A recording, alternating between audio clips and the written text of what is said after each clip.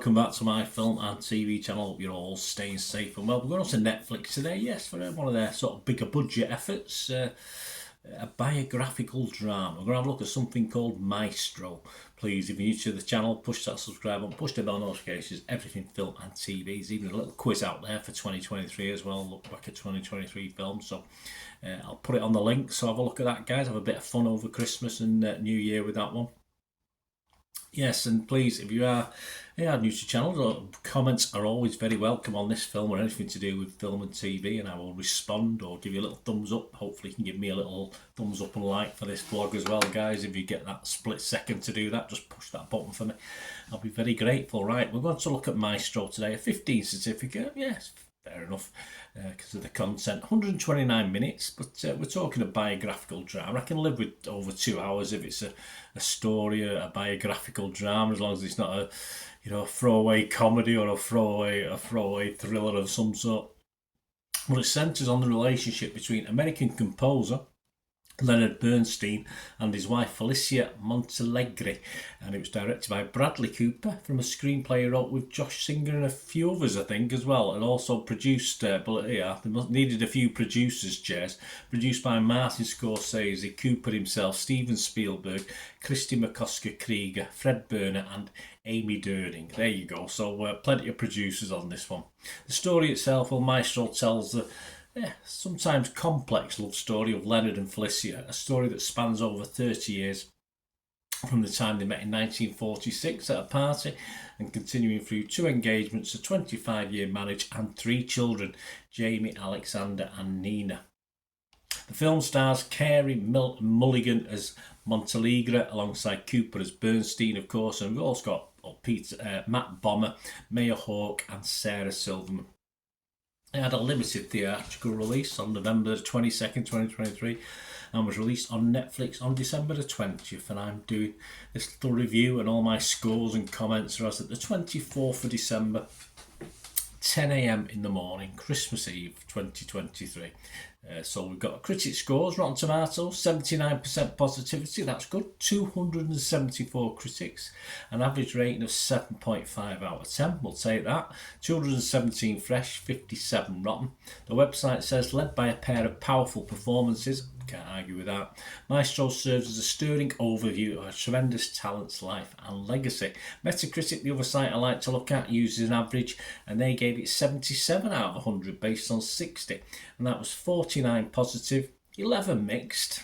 Yeah, I can understand to some extent, but 0 negatives, quite right too. Jane Crowther from Total Film, she gave it 80 out of 100 and said, an accomplished and classy follow-up to A Star Is Born then, and one that proves Cooper is more than a one-hit wonder, but as an examination of artistic temperament, sexual veracity and the patient women who love conductors, Maestro's thunder has been stolen to a degree by Tar. Public scores on this one, Metacritic 6.8 out of 10. That's not bad on Metacritic, Metascore. And the Rotten Tomatoes audience, well, they like it as well. 4 out of 5, 76%. And their view on this, Maestro's Oscar-worthy acting and impressive cinematography keep things engaging despite a flawed narrative that won't teach viewers much about Bernstein's cultural impact. Okay, Internet Movie Database, that's all that matters really. Public opinion, 12,000 scores and reviews have been left. Obviously, as you're watching this, be a few more than that. 7 out of 10. So overall, nothing too negative about this film. But I think there are slight negatives, and I think it will turn certain people off this style of film. It won't be everyone's cup of tea. And it is a different time. Now, we go back in time, of course, captured, I think, really well in this film. I like the way the black and white to colour, etc. I did like the actual sequencing of it. It's more perhaps about the people and the story behind the work that the public saw. So I'd have preferred perhaps a mix of, the creativity side. It's all sort of the results and the background. I thought there might have been a little bit more to it. I did like the verbalism to some extent, but I sort of think some of that verbalism could have been replaced by a slightly different story. And I think there's a little bit more to tell, but I think it lets you join the dots sometimes. It doesn't lay it out in front of you. And Mulligan and Cooper totally really do shine in this. there's something deeper in the film, a truth we can view without it being laid wide open, and that helps through the occasional, can I say, not uninteresting scenes, but verbal scenes without anything really going on. And as the film reaches its closing chapters, it does capture the sorrow and sadness incredibly well. The time adjustments sort of happen. They sort of, you go from nothing, a baby, to a child a few years older, and it just adds to the interest and watchability. Of course, you get used to the new situation that the family and the other actors and characters find themselves in, and obviously it goes through the ups and downs. It grabs your attention without being too powerful in the bad bits, but we get to see the good bits, which is what we want, really, isn't it? As a love story, we don't want too many bad bits. And it's a film you have to concentrate on. I do have a habit, as you probably know, as time is a little bit infinite, of watching some films more or less as background rather than concentrating on them. This is one. There's a lot of nuances in what's going on screen, so it is a film you really need to concentrate on as well.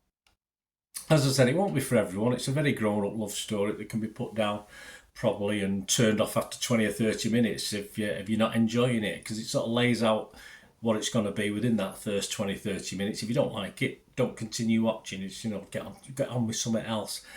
So don't be too concerned whether you stick with it or totally understandable for me if you give up on it as well, because it just, as I said, won't be for everyone. Well, not everyone's cup of tea, shall we? An old English UK saying, of course. Right, my scores, yes, I've got to be fresh on it. I've got to be positive on it. I'm not going to score it quite as high as the critics and the public that I've just quoted early on. I'm going to give it a very watchable 6.5 out of 10. Certainly a better second half for me than first half of the film. So it got a bit more deeper, a bit more involved, and we learned a little bit more about the characters. Anyway, there you go, guys. Let me know what you think. It'd be great to hear from you. Till we meet again, last one thing, don't I? Please stay safe, everyone. Bye for now.